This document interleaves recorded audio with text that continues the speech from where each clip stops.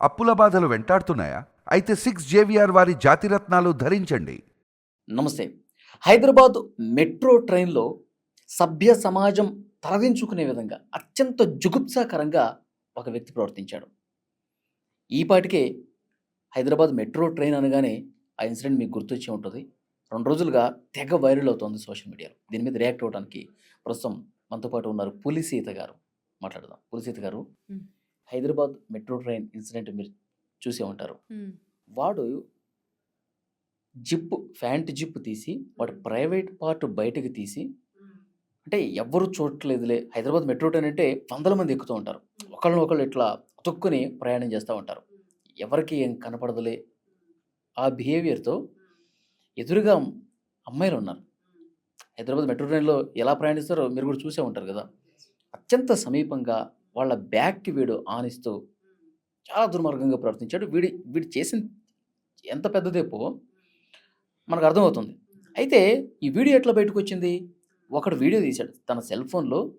దాన్ని ఖండించాల్సింది పోయి, వాడిని అక్కడే 4 తన్నాల్సింది పోయి వీడియో తీశాడు. వీడిది కూడా తప్పే. సో ఇలాంటి ఇన్సిడెంట్స్ చూసినప్పుడు మీకేమనిపిస్తుంది? ఇప్పుడు ఇందులో 2 పాయింట్లు చెప్పుకోవాలండి. ఒకటి, తప్పు ఎవరిదనాలి?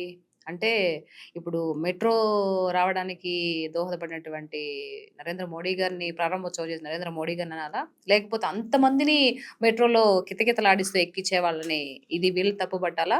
లేకపోతే ఈ ప్రజెంట్ ఇప్పుడు ఏదైతే ట్రెండ్ నడుస్తుందో పిల్లలు వేసుకునే బట్టలు కానీ, ఆడపిల్లలు వేసుకునే విధానాన్ని బట్టి వాడికి ఆ విధంగా అనిపించిందని ఎవరి గురించి మాట్లాడాలి?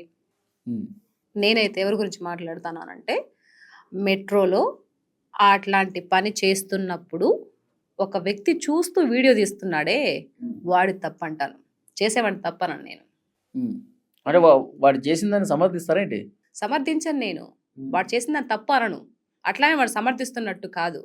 నువ్వు ఒక తప్పు చేస్తున్నప్పుడు నువ్వు చేస్తుంది తప్పురా అని ఈ సమాజంలో ఉండే వాళ్ళు స్పందించినంత వరకు ఇలాంటివి జరుగుతూనే ఉంటాయి.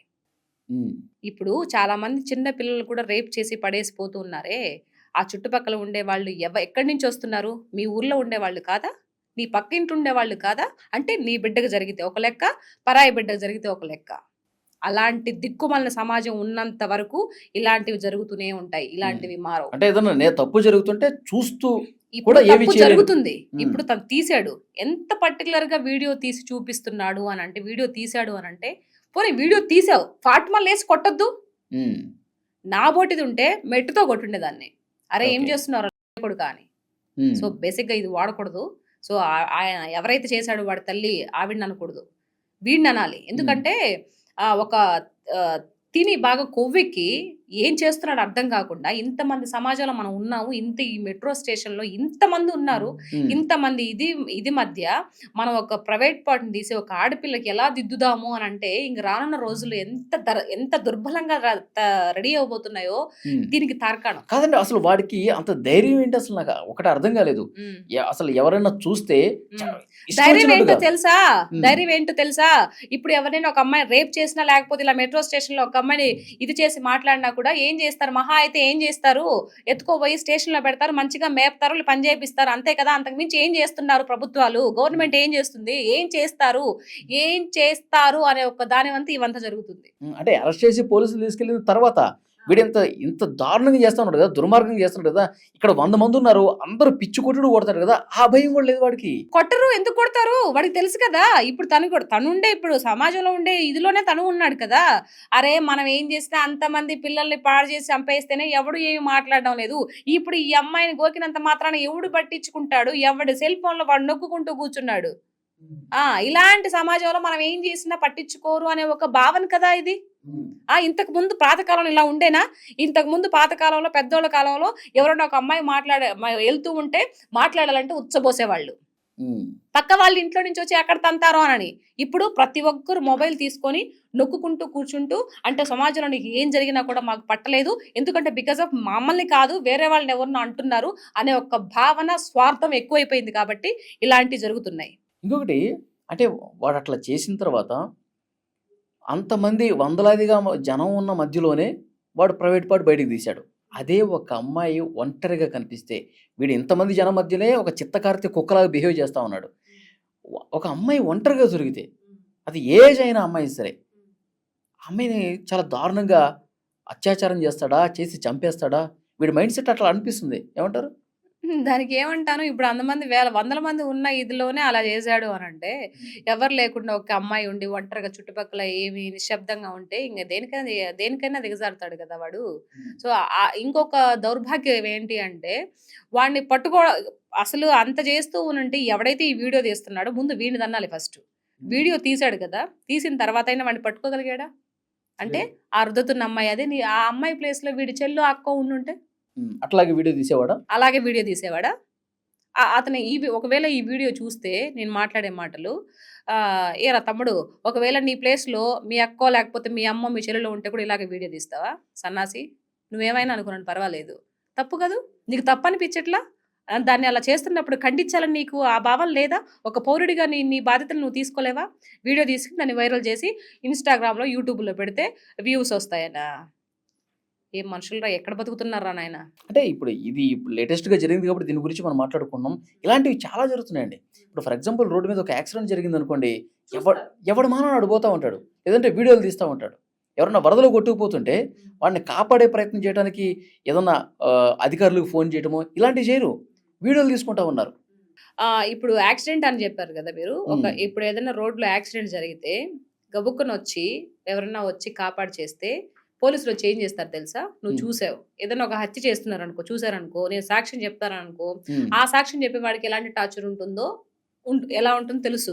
ఎందుకంటే అలా మారాలి, అలా ఇది అందరూ వచ్చి బయటకొచ్చి నాలుగు చితక బాదాలి అనంటే ప్రభుత్వాలు మారాలి కదా! నువ్వు ఇప్పుడు ఒక హత్య జరుగుతుందండి, నేను చూసాను. నువ్వు ప్రతి ఒక్క దానికి తిప్పించుకుంటాను. నువ్వు రావాలి, నువ్వు చేసావా అని చెప్పేసి. ఒక యాక్సిడెంట్ జరిగి పడిపోయి ఉంటే వాళ్ళని లేపితే నువ్వే గుద్దేసావా అని చెప్పేసి ఎవరైతే ఇప్పుడు చట్టాల్లో మార్పు వచ్చినట్టుందండి. ఇప్పుడు కొత్త చట్టాల ప్రకారం ఏదైనా యాక్సిడెంట్ జరిగి ఆసుపత్రికి తీసుకెళ్తే ఎలాంటి క్వశ్చన్స్ చేయకుండా అతనికి ఫస్ట్ ట్రీట్మెంట్ అందించాలి. ఇతనేమి ఇబ్బంది పెట్టకూడదని చెప్పి కొత్త చట్టాలు వచ్చినాయి. అలా వస్తే పర్వాలేదు. అంటే ఇలా ఎందుకు కొంతమంది కూడా అనుకుంటారు కదా, ఇలా తలనొప్పులు ఎందుకులే, మన పాటికి మనం పోదాము, రేపు మనకేదైనా జరిగినప్పుడు తర్వాత సంగతి తర్వాతలే అనుకుంటారు కదా. సో చట్టాల్లో మార్పు వస్తే పర్వాలేదు, రాకపోతే ఏంటి చెప్పండి. కాబట్టి ఇలాంటివన్నీ మారాలి అని అంటే ముందు మనలో కూడా మార్పు రావాలి, సమాజంలో కూడా మార్పు రావాలి, మీరు చెప్పినట్టు చట్టాల్లో కూడా మార్పు రావాలి. వస్తేనే ఇవన్నీ ఆగుతాయి. లేదు అని అంటే ఎక్కడో ఇంకా అంతం లేదు వాటికి. ఎక్కడ ఎండ్ కార్డు పెట్టాలో పర్టికులర్ ఈ ఘటనలో వాడు వీడియో తీశాడు, తీసినట్టు కూడా చేసినోడికి తెలుసో లేదో, మరి వాడు స్టాప్ వచ్చింది, వాడు దిగేసి వెళ్ళిపోయాడు. వాడిని పట్టుకోవటం ఎలా? అసలు మెట్రో వాళ్ళు ఇక మీదట ఇలాంటివి జరగకుండా ఎలాంటి చర్యలు తీసుకోవాలి? పౌరులుగా మిగతా వాళ్ళు కూడా ఎలాంటి బాధ్యత ఉండాలి? ఫైనల్గా ఏం చెప్తారు?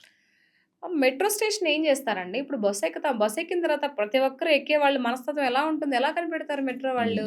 ఎంతమంది రకరకాల పర్సన్స్, రకరకాల మెంటాలిటీ వాళ్ళు ఎక్కుతూ ఉంటారు. సో ఎక్కిన ప్రతి ఒక్కరు అని అంటే సో లిమిట్ పెట్టుకోవాలి. లిమిట్ పెట్టాలి అని అంటే నిలబడేది కాకుండా ఎన్ని సీట్లు ఉన్నాయి అంతమందిని ఎక్కి సరిపోతుంది. డోర్లు ఆటోమేటిక్ క్లోజ్ చేసుకోవాలి. అలా కాకుండా మొత్తం నష్టపోతుంది.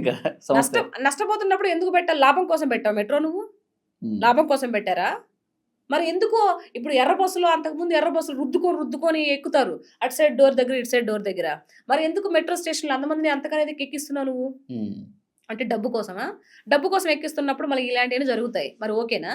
నీకు డబ్బు కావాలా, లేకుంటే యువత యొక్క యోగక్షేమాలు కావాలా? ప్రభుత్వాన్ని అడుగుతున్నా, ఏది కావాలి మీకు? ఏది కావాలి మీకు? ఎంతమంది టికెట్లు, మొత్తం ట్రైన్లో ఎన్ని ట్రైన్లు ఉన్నాయి, ఎన్ని ట్రైన్లో మొత్తం ఎన్ని సీట్లు ఉన్నాయి, మీకు అంతా ఒక లెక్క ఉంటుంది కదా. ఆ లెక్క ప్రకారం తీసుకోండి. మీకు డబ్బు కావాలి, అట్ ది సేమ్ టైం ఇలాంటి చేసే హత్యలు జరుగుతున్నాయి అంటే జరుగుతాయి. మరి ఇప్పుడు రేపు వాడు ఇలా చేశాడు, రేపు ఇంకొకటి ఆ వీడియో చూసి అదునుగా చేసుకుని ఇంకోటి కూడా చేస్తాడు.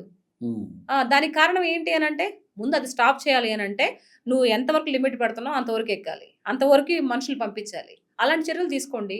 మనం అలాంటివి చేయంగా డబ్బు రావాలి కదా, మళ్ళీ నెత్తిన పెట్టుకొని పోతాడు డబ్బులు. సో ఇలాంటి వాళ్ళకి బుద్ధి రావాలంటే, లేదంటే మళ్ళీ ఇలా ఎవడూ చేయకుండా ఉండాలంటే ఏం చేయాలంటారు? ఎవడు ఇలాంటి మిస్టేక్ మళ్ళీ రిపీట్ చేయకుండా ఉండాలి అని అంటే ఎవడైతే చుట్టుపక్కల మనలో ఉండేవాళ్ళు ఆ చేసే పర్సన్ మన పర్సనే అనుకోవాలి. అరే ఆ అమ్మాయి నా చెల్లెలు, నా అక్క, మా అమ్మ అనుకొని ఎవరైతే తిరగబడతారో అప్పుడు ఇలాంటికి ముగింపు చెప్పగలుగుతాం.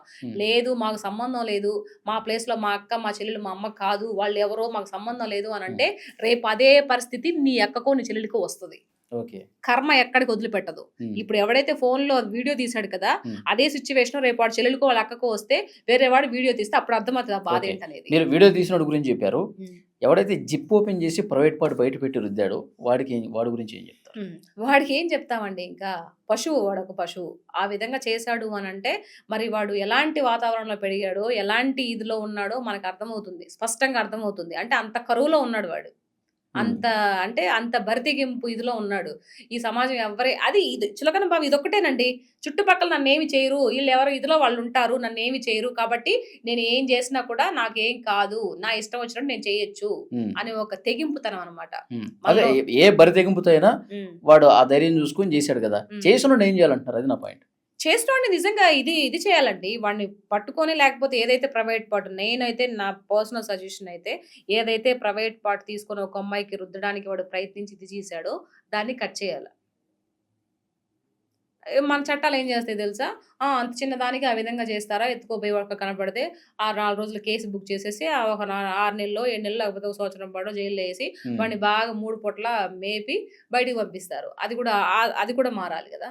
హ్మ్. వాడినేం చేస్తామనంటే నా విషయం అయితే నేను గాని ఇప్పుడు రేవంత్ రెడ్డి గారి స్థానంలో ముఖ్యమంత్రి గారు ఉంటే నేనైతే అదే చేస్తా. వాడిని హ్మ్. ఎక్కడున్నా మొత్తం జాడించి పట్టుకొనిరా ఒకసారి వాడిని గాని కట్ చేస్తే మిగతా వాడు తీయడానికి భయపడాలి అని చెప్తా. హ్మ్. బట్ మనకేం రైట్స్ లేవుగా.